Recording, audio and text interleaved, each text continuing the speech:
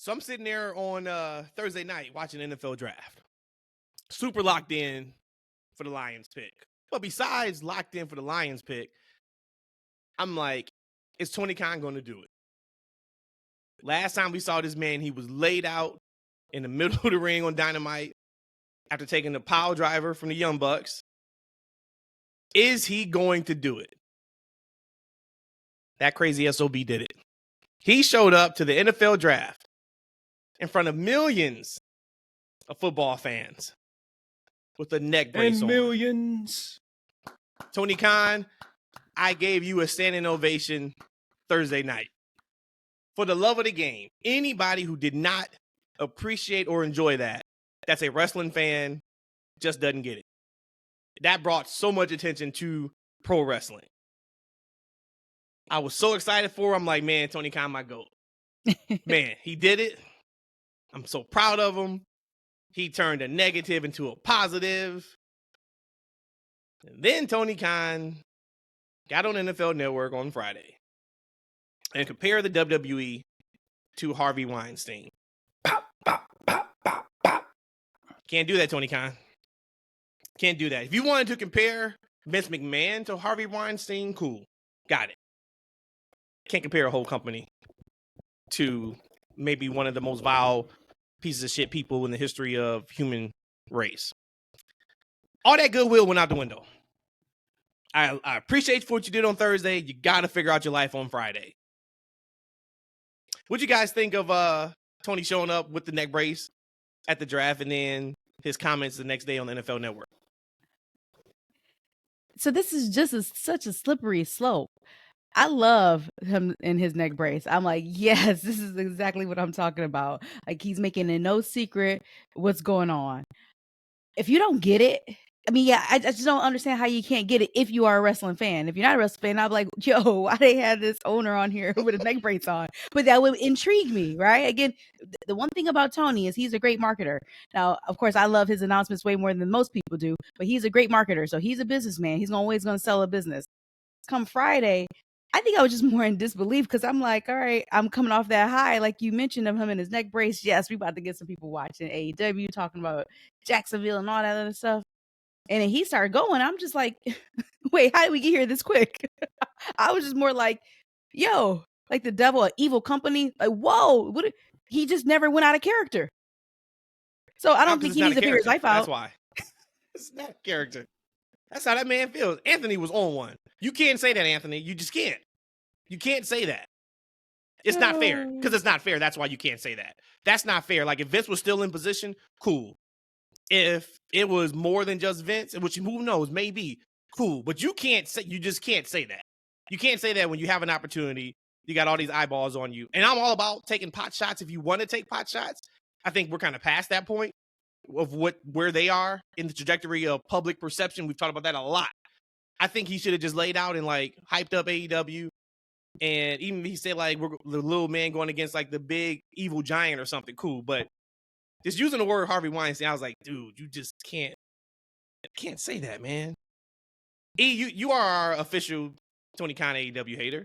I'm sure you were probably smiling from ear to ear when you saw that man say what he said on Friday. Tell me about it. No, I wouldn't smile at all.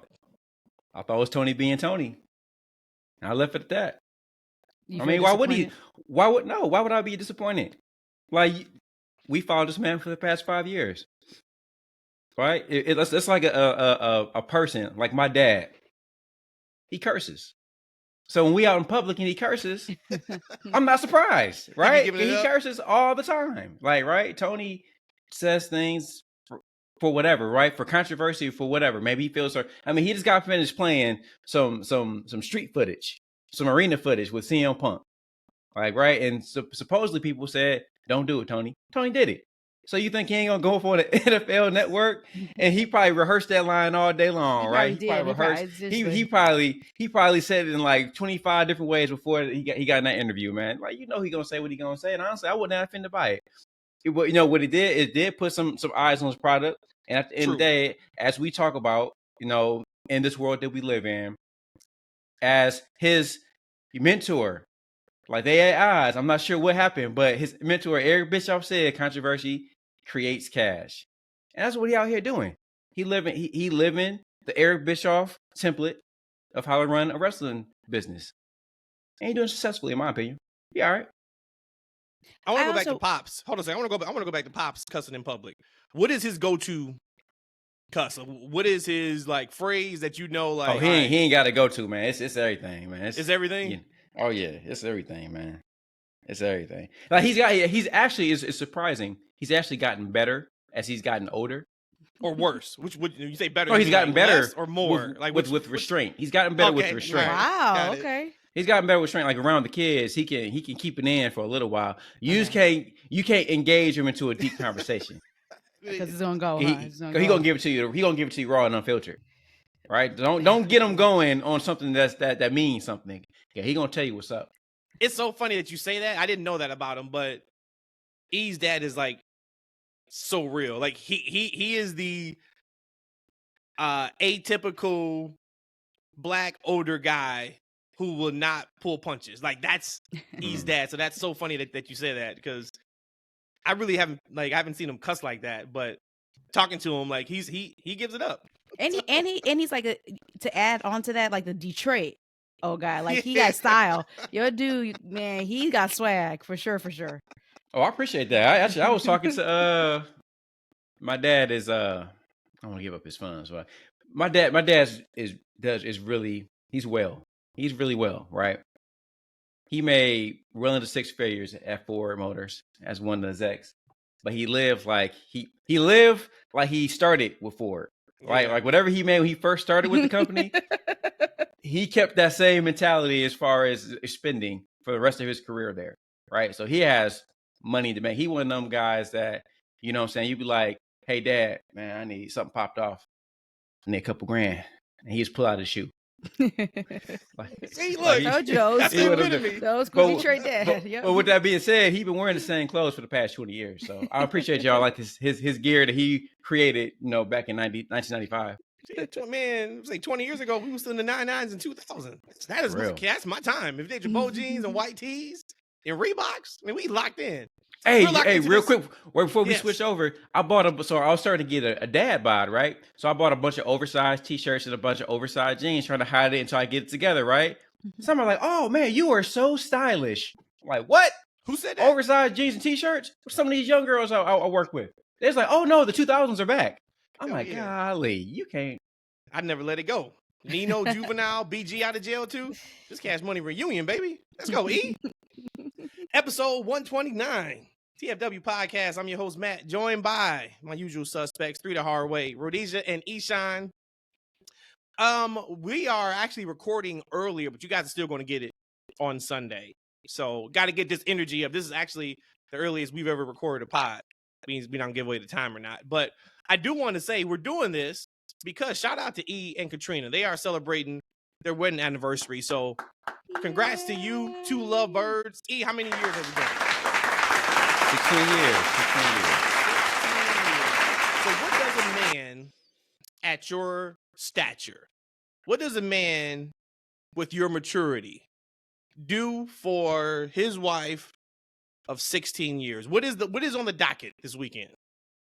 Well, what he does is, he makes last minute plans a couple of days before the event, because he's been working so hard that, he's aware of the dates, but the occasions aren't matching up. So that's what he does. I hope she's not listening. She'll listen to the podcast. Well, how about this? Okay, so does said wife know these are last minute plans? Well, I just put on my go get 'em guy outfit last night. It just came in the mail. So go get 'em guy. I'm not keeping up. Yeah, well, back in the day it was go get 'em girl dress. Oh boy! So this was called a freakum dress. You got your freakum outfit. I got to go get him guy dress. He got his freakum shit on. He gonna be wearing. Yeah. Damn. So I told you not to spend any money on them clothes. Hey, what we doing? We doing dinner? Hey, you showed it, and actually, I try to do like the young boys nowadays. They showing them ankles. You know what I'm saying? Oh, you got the the ankles ankles, on? man. Put Yeah, some lotion man. on. Okay. Put some lotion on, right? I went to the store. I got some special baby oil for these ankles, baby. Okay. Okay. I'm gonna make sure. And so when I'm talking to her, I'm gonna make sure, I kind of put that knee on me, that cross that leg. You put it right across that leg. Yeah, so she can see that shine on that ankle, so we can do a little something to it tonight. You know what I'm talking about? Tell us more where that She came cut from. your ankle. There's more where that came from. Just keep rolling that leg. We gonna find out, Rhodesia. There it is. We gonna find out. Keep putting that hand up there. Keep moving it. Mm-hmm. Maybe it is a little too early for me for talking about sex then. Yeah. No, it's not. Let me tell you, it might be more than that baby oil being on that ankle tonight. God damn it! You know what I'm talking about? Oh well, congrats, man. Have a hell of a weekend, blast. and yes, Appreciate you. Not many people can last that long and actually enjoy themselves. So shout out to y'all, man. Shout out to y'all. Shout out to everybody who watches, listens, all that kind of good stuff with the pod. We appreciate you guys. So we're gonna make this one a little bit quicker, which maybe WWE knew we were gonna make this pod quicker because I was ready to get on here and really have a conversation about the draft. And the draft was a waste of time on SmackDown. I don't have anything on the draft except for I'm going to assume Monday's going to be the day that we're going to get the shakeup and nothing's going to be the same. But that damn sure wasn't it on Friday SmackDown. So don't do that to me. Don't have me come to the show, come to the carpet, and you telling me everything's going to change. I did like them starting by saying, hey, Roman is pulling himself from the draft. Mm-hmm. I loved it for two reasons. One, because I think that's a babyface move, of course, that, hey, we don't want to take up that number one spot and we're not going to be here for the foreseeable future. So I thought that was a great move. And then number two, when he does show up, now it's an even bigger deal. So I love that. Love that Bianca was number one. Mm-hmm. Love that Jey was number two. Love that Melo was number three. And then for me, the majority of the picks were where they already were. So I thought it was a waste of time. Completely. What'd you guys think of? So now you guys can actually take that segment. Whatever else y'all want to talk about the draft, because I have nothing. That's what I thought. I thought it was a big, nothing burger last night. So what'd y'all think? I think the draft was more like a pre-draft because, again, shout out to Bianca Belair being the number one overall pick. Bravo. That caught me by surprise a little bit, not because she doesn't deserve it. It's just because of the things in motion. I think it was just more of, let's bring up this NXT people, get you some shock and awe real quick of these NXT people and where they're going to go. I don't think anything furthering storylines was there. Wait, we had two, right? I know we had Kiana James, which was a shock to me. Mm-hmm. I just hope they have a plan for her. I'm high on Kiana James. She definitely was not a top 10 person, maybe even 15 that I would have said is ready for the main roster. But I hope they have a plan for her because I think she has a huge upside. So it was Kiana and it was Melo. Melo. And right? Then but Braun Breaker changed, which to me, I said, again, if we're going to be critical of another company, I'm like, why did Braun sign a SmackDown and 1 month later now get drafted to Raw? I guess it's the whole point of anybody is up for grabs when it comes to the draft. But to me, I just thought that just didn't make sense. You could have just then kept the whole signing to SmackDown. But Braun is now on Raw. What else did we end up having that was? I mean, everybody else pretty much is where they're at. I think Nia went over to SmackDown. She did. She was on Raw. Yep. Nothing really big. Like you said, our guy Baron Corbin back on that main roster. So shout out to that. Finally, it's been years. I don't think people recognize how long it's been since he's had his main roster run. So I'm excited to see what they do with him. And they split up him and Braun, so no more tag team because he's on SmackDown. But yeah, who else was? I know you said you had the list in front of you. Yeah. Rhodesia. So I'll just run through it real quick. So from the first round, we have Bianca, Jey, Carmelo, and Seth. So which I found interesting too, because isn't Seth going to be gone for some time? Yeah, but you still want to put him up there as first round pick. Like he deserves it because that comes with status. That comes with there's a gravitas that comes with saying that you were a first round pick. Just like it may be a slap in the face that LA Knight was a third round pick, I think. Yep. I was like, So we have for second round, we have Orton, Braun, Nia, and Liv. A third round. Where? Liv is still on Raw, right? Yep, Liv is on Raw. Yep. Orton is still on SmackDown. Orton is still on SmackDown. Okay, got it. Yep. And then, so third round for SmackDown, they picked up LA Knight and the Bloodline, which, again, Nothing changed. nope. And then on Raw, they picked up Ricochet and Sheamus. And I mean, Sheamus been gone, but Ricochet's been on Raw. Correct me if I'm wrong. Yep, because he's I been on know, Raw. yeah, Samantha's been introducing him. And then in round 4, SmackDown picked up AJ and Andrade, and Raw picked Andrade up flipped. Alpha Academy and Kiana James. Alpha Academy was already on Raw. So yeah, Mhm. so And then Friday night on social media, SmackDown picked up the OC, Baron Corbin, and Cedric Alexander and Shantae. they were already there. Yeah. And Raw picked up Shayna, Zoe, Already Alba there. Fire, Isla Dawn, and Ivar. And I think they are all already there Ivar too. was already there, and then Isla Dawn, and they were kind of just like maybe. They were on SmackDown, but then they that were? was a switch. You know. So nothing really too much happened. Again, just I guess it started off. It feels like I said, like a pre-draft. So maybe now we get to the real entree. Well, they're going to have Raw. to. They're going to have to, just because it's the draft. And like, if you are good with your rosters, I know the draft is on the table to do this. Maybe figure out something else to kind of do. Still do a draft, but maybe I don't know. We're not here to book the draft for them, but that wasn't it. E, what did you think? Yeah, it was like that. It was, more of the same. A couple of little swaps here and there. I'm just thinking, I guess they like the rosters the way they are. And they're just moving a couple pieces to spark some storylines for over the next year until they do this again. And they might do something like this. They have some time, right? I think the hard stamp is going to be May something, right? Like May 4th or 5th or something like that. Next week or something, right after Backlash.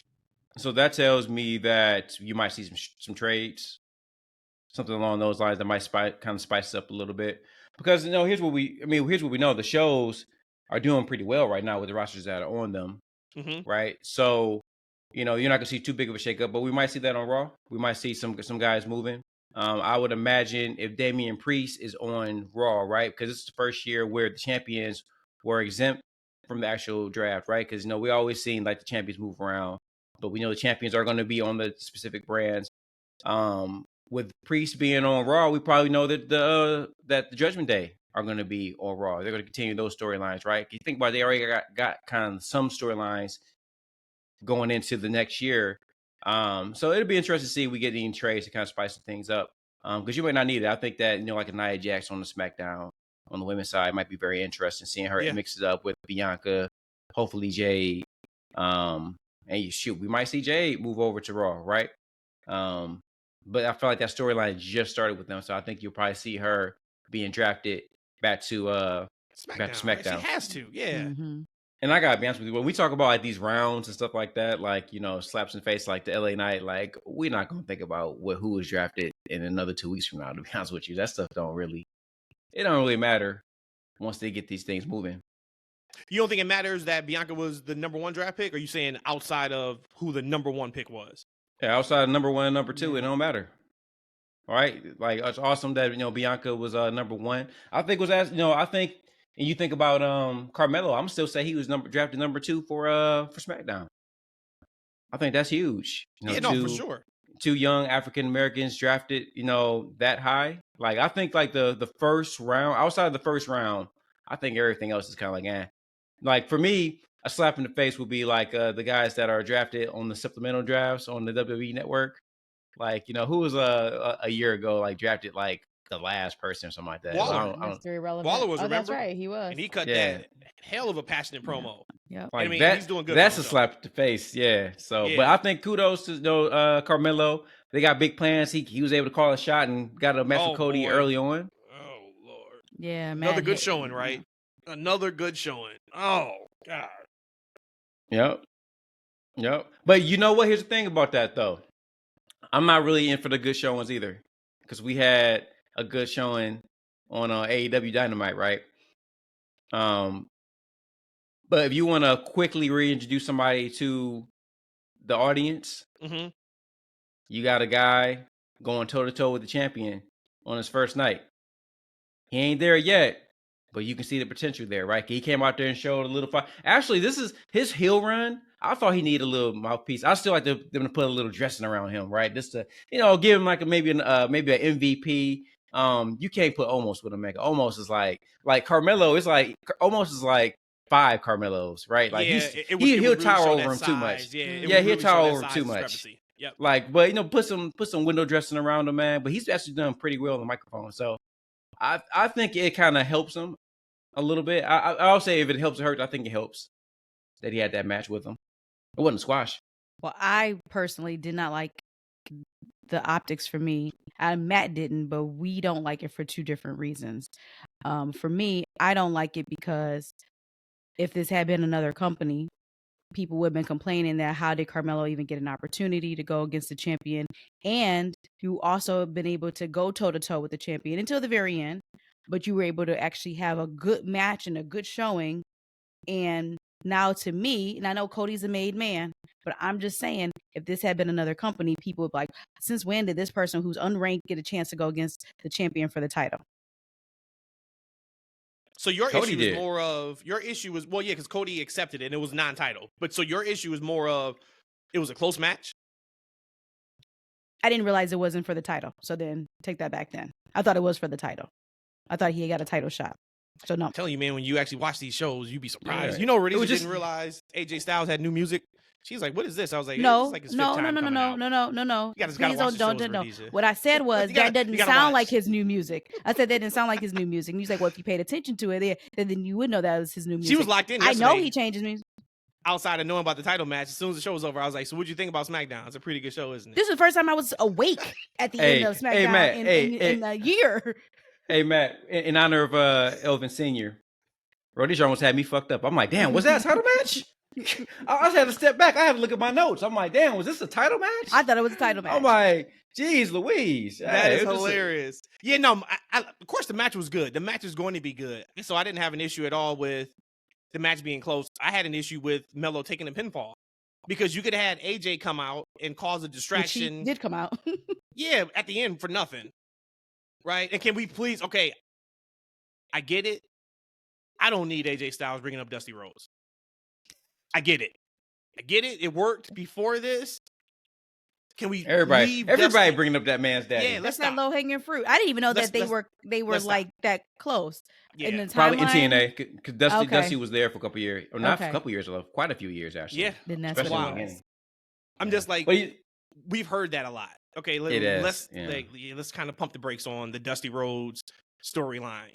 But at least he didn't do he didn't try to like hate on them, right? He just said, "Hey, No, I respect your dad. I respect you, and I respect your dad."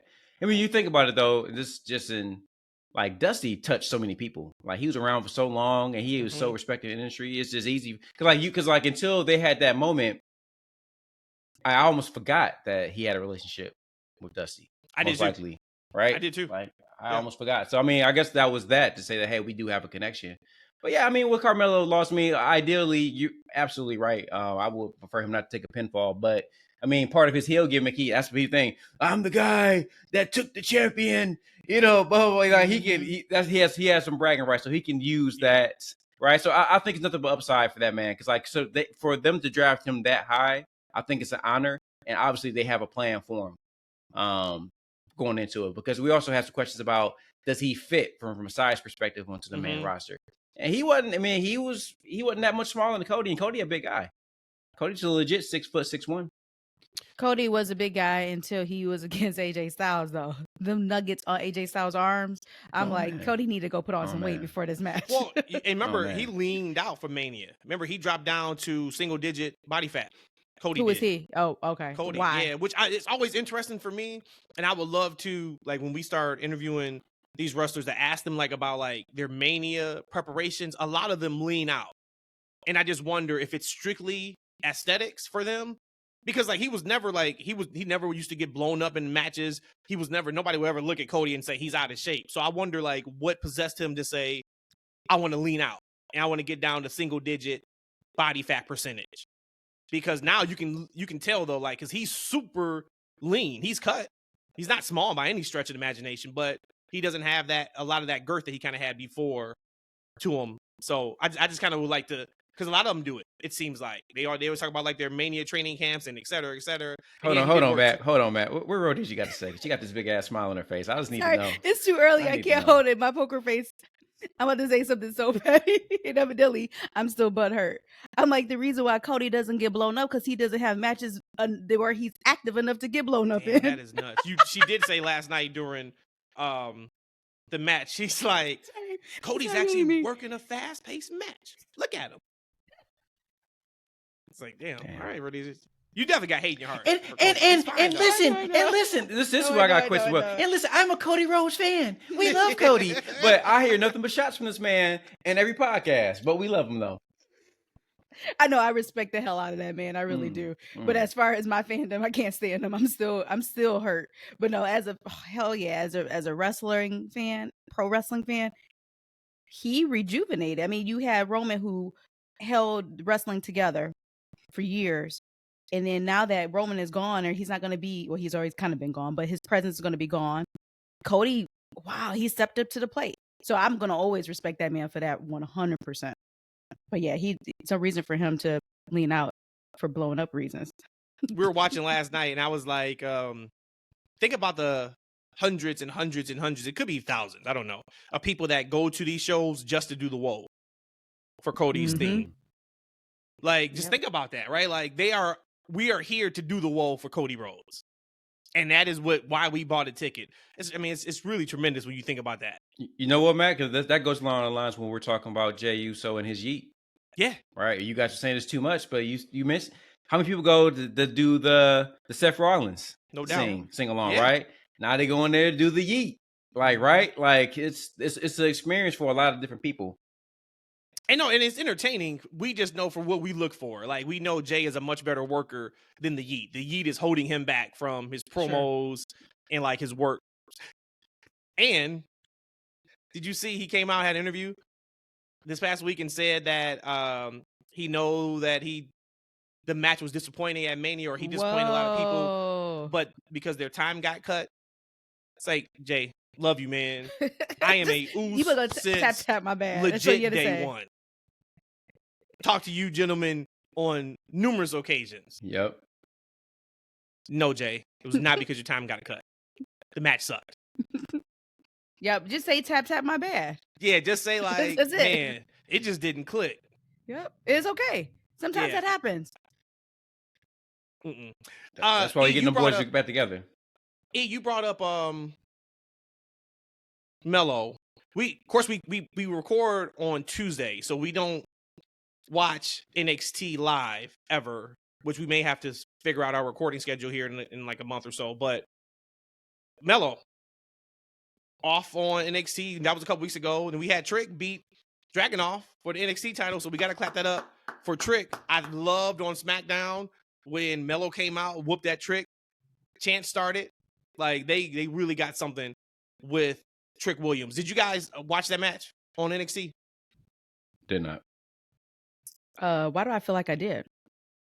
I think I did. So then, what's your guys' thoughts about Trick Williams now taking this era of NXT, which they're about to go to? I'm about to say UPN. Jesus Christ. Channeling your 2000s, right? Didn't you say this is the new 2000s? Yeah, we'll keep it going. They're about to go to UPN.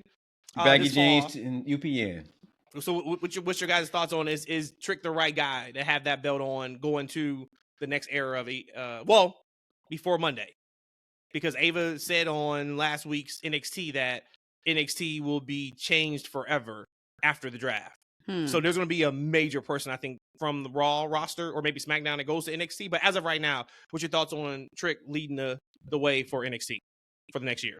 I feel that this is the perfect opportunity for him to shine in a controlled environment, because NXT is still a controlled environment. It just really is. So we know that he has all this bright potential in his future. This is the perfect opportunity to see how that looked again before going into that biggest role. So I absolutely am all for it. Yep. It's time. It's whoop that Trick time. And what better person? Because he can talk. He has charisma. Mm-hmm. You know, he getting all right in the ring too. Sky's the limit for him. Yeah, I think that, he's in the right spot. I think he should be able to learn a lot. Just look how far Bron Breakker went. From like his time. He once again, he always had the intangibles. Mm-hmm. but to see just what he was when they really kind of put him through the paces. And now it's like, all right, Trick. Not that it's a crutch, but there is no crutch now of you and Melo, because everybody loved that story. Everybody loved them together. Even when they feuded, it was like you had that emotional connection. Mm-hmm. He's gone. Ilya's going to be gone. Now you kind of are starting at like level 1 with your feuds, with your rivalries. And it's going to be interesting just to see how that plays out. But I have no doubt he's going to do fantastic. He's got the hardest parts down, and that is the connection to the crowd, right? He can figure out anything else. But I'm excited. I'm excited for him. So shout out to Trick. What else y'all got? One last thing, Matt. We got they drafted Cedric and Shante back to SmackDown. I kind of would have, maybe we might get a trade to Raw. I think, will they finally do something with Ced? Please do something with that, man. He jobbed again last night, right? Or either let that, real quick. Hey, look, either do something with that man or let him go somewhere else, because he's somebody who would go somewhere and flourish. Like, like I can see him on AEW TV at some point, maybe TNA first, but he can go in the ring. He looks good. I mean, let that man go do something with him. And he still has it. I remember we were at Mania last year, and I feel like it was a dark match, but I think it was I don't think it was the night before or after. It was a dark match. It was on Raw Monday. It was on, Remember, I was Raw. Why are they not? Yeah, he's incredible. And I was he like, how are they not everything. using these guys on this show? He still has everything after all these years. I mean, he's still in all these jobbing. Like that's what he's known for, to be a jobber. And he still has it all. I'm just like, man, like y'all just, if I can see this, why can't y'all see this? We need to come up with a jingle or a theme song for this next topic. Okay. And I got one locked in the chamber. I got good at jingles. For either next episode or next week. Okay. What we got? Hogan's back. Oh no, I don't have anything to do with that. Hulk Hogan's back, baby. Hulk Hogan's taking credit for discovering the Undertaker this time. I gotta go. I'm about to put myself on 60-second mute. Hogan said, it's funny how the Undertaker came about. I was doing a movie called Suburban Commando, and we needed a couple of really big aliens. We had one actor, and we couldn't find another big guy. So I remember meeting Mark Calloway from the NWA. He was working in Atlanta, Georgia for Jim Parrott at the time. So I had somebody hunt him down, and we brought him to Hollywood. And the Undertaker, Mark Calloway, was one of the bounty hunters in the movie Suburban Commando. Here's where the lie is. We became really good friends, and once we were done, I said, man, you should come to New York. So I brought Mark Calloway to meet Vince, and Vince took a long look at him. He was a monster at 6'10" and in really good shape. And Vince goes, I'm going to call you the Undertaker. I just said, oh my God, this would never work with the body bags and dead people. But I was wrong on that one. So the Undertaker was born. I think Hogan sometimes forgets like easy Google searches on like dates of things. Taker was already signed when he did Suburban Commando. I love it though. Keep it coming. And I got one. We'll share it next week. I got one with Hogan. Hogan also found Kevin Owens. I can see that. You know, we need. So like and for me mentally, I'm trying to, take out Terry and Hawk. Like they're separate people to me. Yeah. Right. And so we need tall tales with Terry. There you go. Like on like maybe like A&E or something like that. Yeah. Like, would you watch that tall tales with Terry? Of course I would. Yep. And then we just break it down every single week. I can imagine it being like, it like illustrated with cartoons. And it's just Hawk's voice. Yep. And like these zany cartoons and all this crazy crap happening. It would have to, because they're all lies, right? So you can't do like real people. It would have to be cartoonish. Unless it's real people looking in the camera. When a lie just happened. That's a good one. Like the Modern Family, Black AF thing. Yeah. I was actually going to say we should consult E's Pop, but I kind of like the tall tales with Terry. I like that. All right. In the explicit version, we can get Pops on it. He can have a segment on our show of it. Thanks, Hogan. Keep bringing them, man. You keep bringing them, we're going to keep talking about them. He going to say that. In a minute, he going to say he my daddy. Watch. Y'all ready to talk about Stone Cold Jack Perry? Yes. Stone Cold Jack Perry. Jack Perry 316 laid out Tony Khan. What y'all want to talk about? I loved it. I'm not gonna lie. To me, like the end of Dynamite was just part one of him showing up to the draft in the neck brace because they're connected. So like outside of what Tony said on Friday, you got to give him credit for the foresight of thinking of, I'm going to be on TV to a worldwide audience on Friday. What if, or Thursday, what if we do this angle and I show up with the neck brace and everybody's going to wonder why I'm in a neck brace. They Google it. They're going to find out about AEW, etc. Masterful. That's genius. Once again, if you can't understand that, then like, just know that and it's fine to be an AEW hater, but just know you're an AEW hater if you don't find any type of, you know what, that's really cool that he did that. I saw a lot of conversation around it was hokey, and maybe it was on Dynamite because I laughed throughout the entire thing, but I was entertained. I wasn't laughing at it. It was more of me just like, this is hilarious. This is great. Now we'll talk about what we want to see next out of it, but what was your guys' initial thoughts of we're setting up Jack Perry throughout the entire show? We see him showing up at the beginning of the show with the Bucks. Yeah, we don't start with Swerve, but whatever. Then we see them going to Tony Khan's office. We see them leaving Tony Khan's office, and we get the scoop that they're going to meet tonight in the middle of the ring, Tony Khan and Jack Perry. And then we get the handshake. We get each pitcher time and raising each other's arms, and then boom, get the hit to the stomach. Tony Khan forgets to sell his stomach for about 3 seconds. Then he grabs the stomach, and then all hell breaks loose. He's not a wrestler, pal. Okay. What'd you guys think of the presentation of Stone Cold Jack Perry? Bravo to story threads throughout the whole show. Loved it. Jack Perry. Okay. See, when he was Jungle Boy, I thought he was a cutie pie. Now that he's Jack Perry, grown man Jack Perry. Okay. Stone Cold Jack Perry. Stone Cold Jack Perry. Let's go, baby. I'm there for it.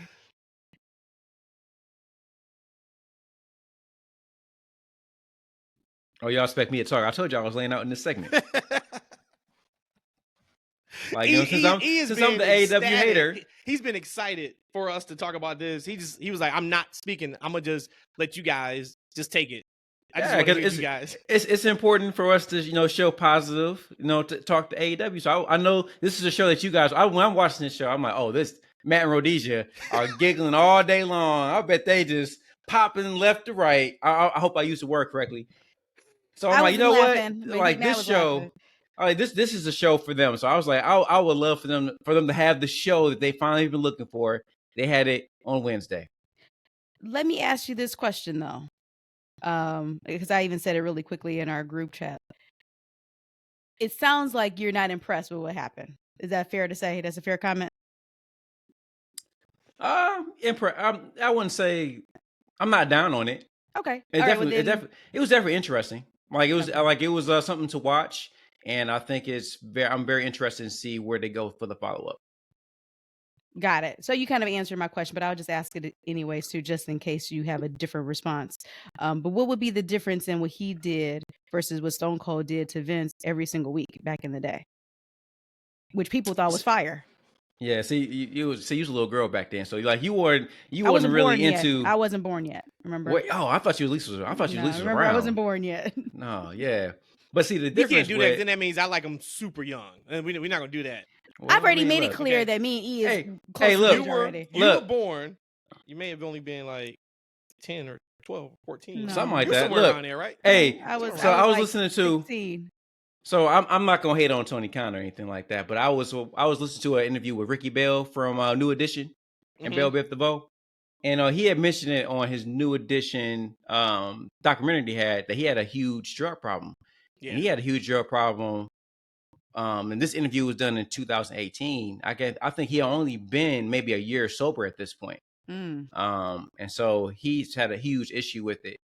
And they asked him in the course of the interview about the BBD run. The BBD run was hotter run. That album, Poison album, was like their best selling. It was a better selling album than their New Edition Heartbreak album. It was their best selling album from those three guys. And they asked him about a line. Backstage, underage, adolescents, how you doing? Hi, Yeah, cutie yeah. pie. I spy. I like to do the wild thing. Yeah, right. So he's like, hey, what is that? What does that line mean? He's like, it meant what it sound like. Like, right? Like, but he wasn't saying like he was, I guess, into women. It was more of Busta Rhymes came up with that line. And they were all freestyling. Busta Rhymes came up with it, but it was just something. Busta Rhymes came up with it now. But it was said because it just was catchy, not because shit. That's the same thing R. Kelly was singing, right? Yeah, it was said because it was catchy. If that's the case, then R. Kelly was the catchiest artist in the history of music. So I say all that to say this: it was a different world in the '90s, y'all. So Matt, whatever you was doing in the '90s, we gonna let it go. Don't let him put that narrative out there. Yeah, but we gonna let it go in 2024. You understand? Yo, that's nuts. That's nuts. So I don't even know where we're at right now. No, he was talking about, of course, the whole Jack Perry thing. You were asking about the Austin. Austin was kicking Vince's ass. Oh, well, let me answer her question real quick, Matt, before I get to the story. It's like, so Vince was a heel at the time. Tony is too, as y'all say it. He's not portrayed as not to his fan base. He's not to his fan base. He's not. He's the announcer guy. He's a static for the show, right? And Stone Cold was a face, like, right? He was an anti-hero. You know, he was giving it to the man. Like Tony is not, hasn't been portrayed in that way, right? And then these are heels, like, you know, Okada and all those guys, the Elite, they're heels. They actually weren't even playing into it like they're like baby faces. They were being heels. Sorry, guys. It was like, enjoy the show. Enjoy the show. Enjoy the show. Like, they're still playing their heelish characters. So the difference is you got, you know, babyface Tony against the heel Elite. This doesn't seem like Stone Cold and Vince McMahon to me. This seems like Eric Bischoff at NWO. I don't know. That's where this is going. Like, right? You know, when when Kevin Nash and Scott Hall, they beat up Eric Bischoff. It should go, E. That's where I mean, it would make sense, go. Right? Now, let's have a real conversation on what possibilities they have. I think I may have even put this in the group chat. If this was only to wear the neck brace on the NFL draft, meaning this gets blown off and by the time Double or Nothing hits. Then boo. All right, hey. Nope, I don't like it. Mm-hmm. I do think, though, the Jack Perry footage now makes sense. I still don't think you should have done it because that was personal shots of backstage. I don't think you opened up that can of worms, but it worked. It did work for what they tried to do. But if this is now going to be the storyline of AEW for 2024, maybe even into 2025, this is game changing for them, potentially. And I'm not talking, more ratings, or I'm talking just strictly in regards to content that can get people talking about this show. If this turns into the Elite is now running AEW, a heel group is running AEW, the possibilities are endless with what they can do. You got Omega showing up Wednesday, lay him out. Mm-hmm. Get the fuck out, Omega. Yep. This is our show. We're running this. Who knows when Tony comes back? I think that's a big, okay, well, what does that look like? Then does Tony try to galvanize a few baby faces to try to take the company back? They just have so many great possibilities with this storyline if they decide to take it that far. Once again, if this is just hey, awesome idea for the draft, let's do Jack Perry versus Kenny Omega at Double or Nothing, and then the show is kind of back to normal, then it's like, damn, man, y'all really missed an opportunity here. So that's what I'm excited about now, just to see, like, what is the follow-up? When you was talking about all that, I can already envision how it's going to look, or how it should look, again, if you make this mean something. And I had to just confirm, Young Buck has the tag team titles. Young Buck, like in G Unit? Young Bucks. Okay, just wondering.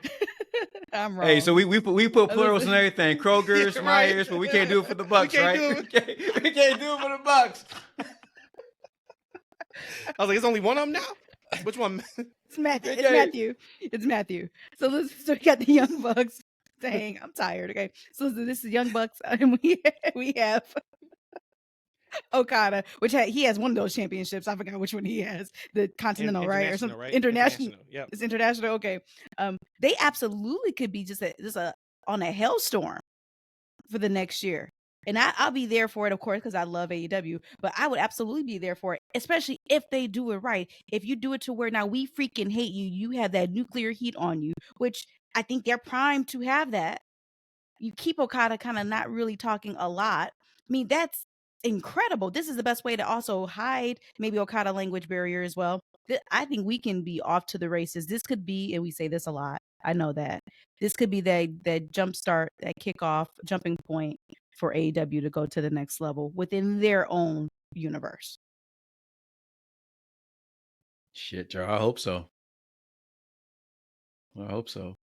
I mean, you know, I'm gonna take a wait and look attitude towards it, because like if this was, let's say, TNA, right, and they were doing a similar angle, but you know, I think I'm trying to choose my words. I don't want to hate on them like that. Is that like they haven't done a great job with these type of storylines? Like we're hoping that they have is a long-term thing that makes sense, but we'll see. Jen got a lot of work to do. Maybe she can help them create this storyline that pans out the way it should. It's the only thing I keep thinking about is that this storyline seems like it's going to play out like an NWO type storyline, like right. And I know that Eric Bischoff and TK, for whatever reason, I can't think of when they actually got when they got course with each other. But this just seems like something that should play out like the NWO. Will it play out quite like that as far as having superstars? Like I hope Okada does his thing, because he's kind of blended in a little bit too much for me, right? You think about, you got Will, who's come out there banging, doing big things. Mercedes is going to come out and do a big thing, but I think Okada's kind of blended in a little too much in that atmosphere, and he has too much talent to kind of blend. I hope they kind of put him in the forefront of whatever plans they have going on. You know, it's funny you say that though, but they have, because I think we can all agree this is now their top storyline, and he's smack dab in the middle of it. I know what you mean by like he's blending in. We're probably talking more of before this storyline. Yes, he's with the Elite, which I thought was fantastic. He doesn't have to worry about carrying anything on his own. You introduce him into the U.S. market, and then when he finally turns, he's a big star. Where Ospreay is putting on match of the year candidates every time he comes out there. We know what Mercedes is going to bring. But now that this storyline is what it is, he is smack dab into something that is major. So it is funny too, but not the head of the, like, you know, so you think about the bloodline, right? Like the pecking order of like the ranking of like who gets the most shine. You got already like Matt does the most talking. Yeah. Like, right. Matt does the most talking. And then, Matthew now, that's right. It's Matthew and Nicholas. Matthew Buck.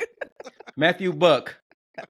And then, you know, I guess it's going to be Jack Perry, right? Stone Cold Jack Perry going to be doing some talking.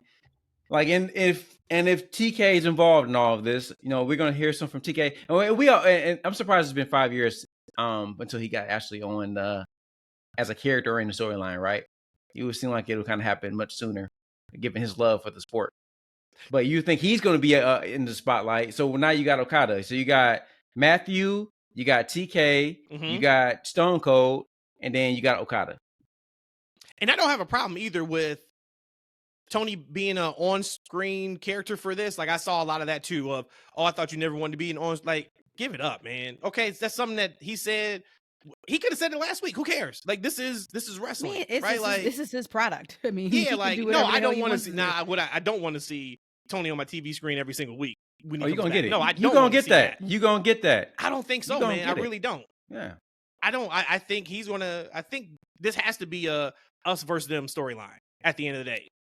And the difference between Vince and Tony Khan, of course, Vince had the whoever Tony Khan tried to, you know, galvanize AW against the Elite. Oh, okay. Vince looked like a wrestler because how big he was. So like we could get the Austin and Vince thing back and forth. Tony ain't beating nobody up. What if Tony put on some? Hey, what if, you know, in the Marvel What If on Disney Mhm. Plus. I think that's what it's called. What if TK came out buffed in a mug? Oh, dude. Oh no.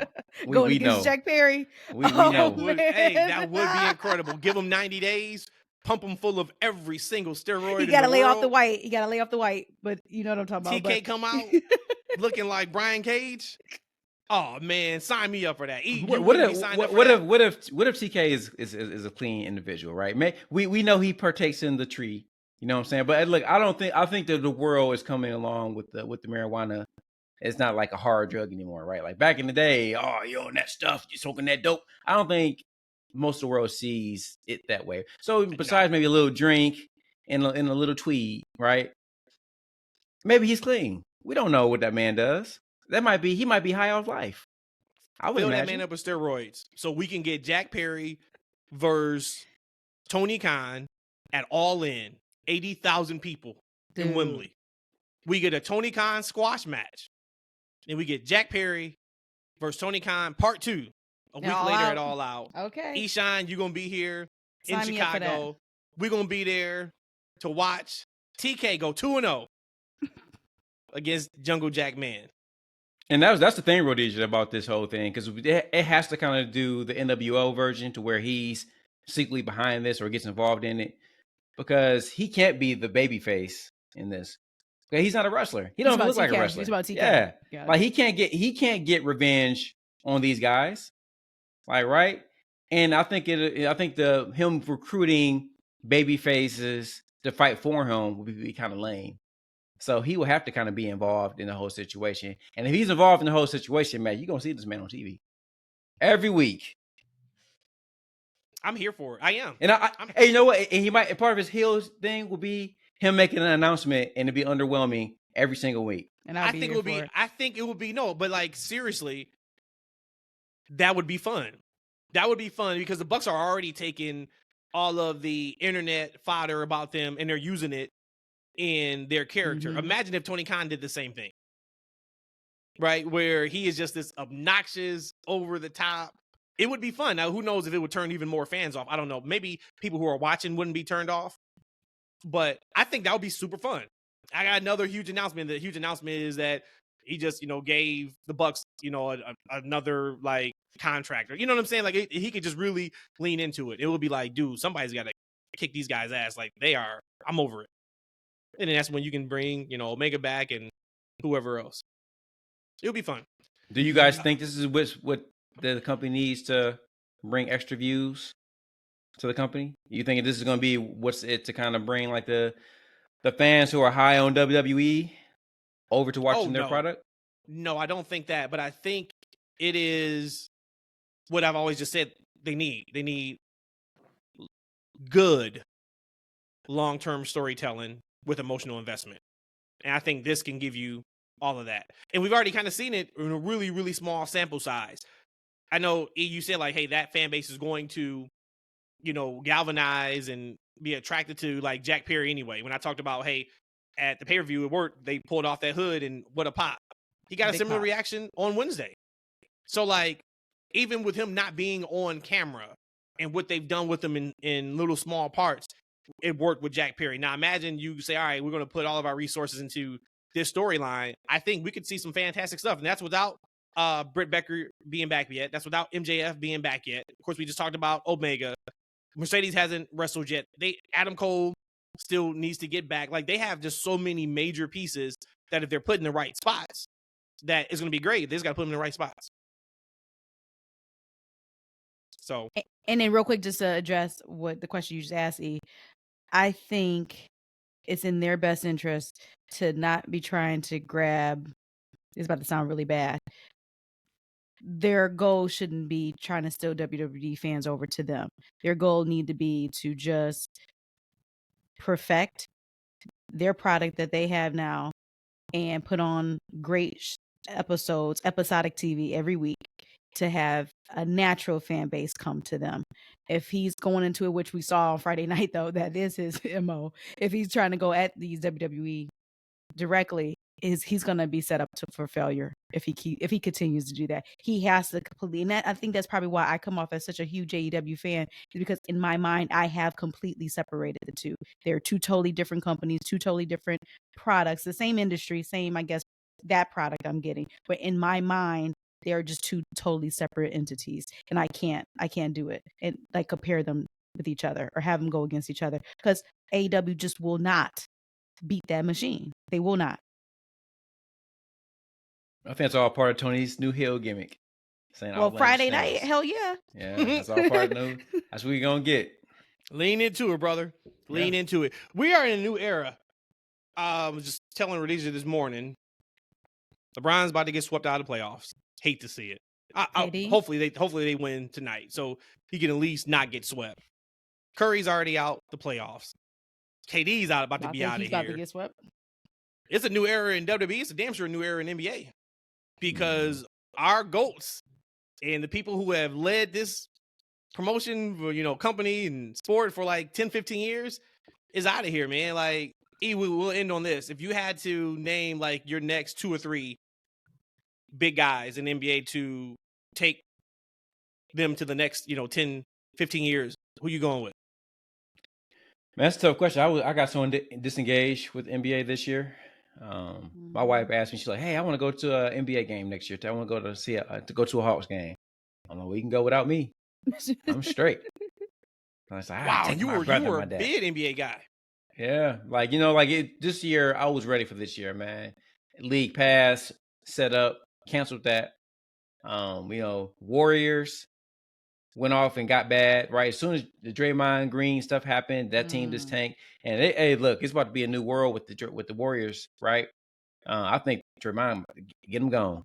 Time to move on from him, man. Do not sign him to the Pistons, please. I could easily see them doing that, and that is not going to help us at all. Oh no, he gonna be hitting all them damn kids. All them young kids getting hitting them off over there, man. Look, and then going to them Pistons, man. One of the worst years we had. I guess around the league, the players said that Monty Williams, was the 3rd worst coach in the league. To want to play for. Yep, to want to play for him. Yep. We got one of the worst GMs. So just me, I just been detached. I heard that the young guy from OKC, I had no idea OKC had the best record in the league. So definitely he's one of the guys next up. Right now the NBA markets him, right? John Morant, if he can come back, clean up his image, he was going all year. He definitely had a big time game. But what we seeing looking at the Suns, right? Like, man, it don't matter with the talent. We thought Bill, Book, KD will be able to carry a team. It ain't just about talent, it's about fit. Right? It's about fit matters on these teams. And fit matters in wrestling too. Yep. Right? We need the right situation. So hopefully, I don't know, man. Like, I might try the NBA next year. I'm not sure. It's funny because you haven't really talked about the NBA at all. And I haven't watched much during the season. So I'm locked in now because it's playoff time. It's the same thing with you. When I saw OKC was number 1, I was like, what the hell is this? When I saw Boston had like the best record in the league by like 15 games or something, I was like, whoa, what? I knew they were doing good, but I haven't been following it as much. But definitely I think Anthony Edwards is going to be one of those guys. I think Ja is going to be the guy. If he can get his act together, he is going to be the face of the league because he embodies everything that somebody who watches basketball just on the court likes to see and wants to see. So those are 2 that I really have my eye on, is like, y'all could be the face of this thing. And then of course, outside of Luka and, some of those guys that's been there for a while, but I think the next up isn't in the league yet. I think it's going to be like that next in a couple of years, that next young kid that comes from some, from high school, maybe to college ball, and just explodes. Kind of like, like back in the day with, Vince Carter and LeBron and all of them, these guys just come out of nowhere and just take over the league. I don't think the next up is in the league yet. Because like Anthony Edwards, I know people are saying it's him, but if he's been around long enough and people respect his game, but I don't think it's him yet. I think the next person is in the league yet. It might be Matthew Poole Jr. If he would figure out his life and actually act like he got some effort to it. I told him that he come home every day talking about what he did in gym. I was like, dude, honestly, man, like, I'm happy for you, but until like you start putting them skills to like real basketball, man, I don't want to hear about this. I got 3 comments.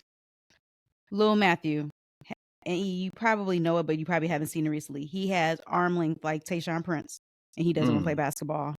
Which I'm like, come on, we can have a scholarship here. He doesn't want to put the time in to having to go to practice and do things like that. Oh, he'll go out to the park and play all day, all night. But if you are being forced to like have effort and waking up at a certain time and coming home late, that's where he's like, "No, I'm good." No, yeah. Oh, it's out. Never mind. Yep. That boy is legit like 6'9" or something. So. Secondly, Luka's only 25. And then that boy, he gotta be 30. I feel like he's 35. I feel like he's 35. I feel like this is like Martin on Bad Boys 2. Boy, you look 30. Man, I said yesterday, I was like, don't it feel like we've been watching Luka for like 10 years in the league? For real, though. And then lastly, again, this is not anybody for the future of the next 10 or 15 years, but I just have to show some kind of respect to Joel Embiid having to deal with ball palsy this week. Yeah, man. And putting up 50 points. Bell's palsy? Oh, wow. Is what What'd it I is. say? Ball palsy. He dealing with the ball, son, bro. Yeah, speaking the balls palsy. Maybe that's what I was thinking. I thought I said Bell's palsy. Hey, let's go ahead and wrap on this guy. I need Katrina to deal with the balls tonight. So let's them ankles and them balls palsy. But listen, I'm not but shout out to him. Wherever you listen to your podcast, that's where we will be. Hit that button, hit that plus button. Leave us a 5-star review. Give us some comments, all that kind of good stuff. You guys know where we are. YouTube, that's Freaking Wrestling. X, that's FNW. TikTok, that's FNW. Instagram, that's FNW. We'll be back on Wednesday with another fun-filled episode for you. And we're going to get some follow-up on how this date went tonight with E and Katrina. I'm excited to hear about it. Ankles, baby oil, balls palsy. We in for it. Talk to y'all then. Peace.